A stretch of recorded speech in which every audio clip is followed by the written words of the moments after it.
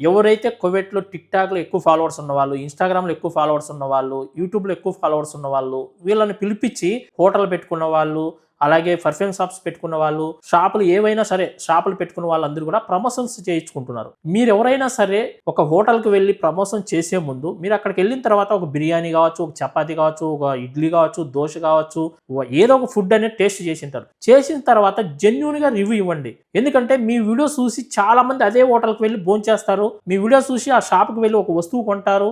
అలా కొన్న తర్వాత గానీ, ఆ హోటల్‌కి వెళ్లి తిన్న తర్వాత గానీ, వాళ్ళు కొద్దిగన్నా బాగుంది అని చెప్పాలి 10 మందికి మళ్ళీ. వెళ్ళిన వాళ్ళు మనల్ని తిట్టుకోకూడదు. మీకేదో ఒక 20 దినార్లు ఇస్తారు ప్రమోషన్ చేస్తా అనేసి, ఫుడ్ ఎలా ఉన్నా సరే, అబ్బా చాలా బాగుంది బిర్యానీ, చాలా టేస్ట్ ఉంది, ముక్కలు చాలా ఎక్కువ ఇచ్చేశారు, కర్రీస్ కూడా చాలా బాగున్నాయి, ఈ విధంగా చెప్పొద్దండి. ఏదున్నా సరే జెన్యూన్‌గా చెప్పండి. నేను కూడా చాలా హోటల్స్‌కి వెళ్లి భోంచేసి నేను కూడా వీడియో పెడుతున్నా. అయితే నేను వాళ్ళకి చెప్పను. డబ్బులిచ్చి భోంచేసి వస్తా.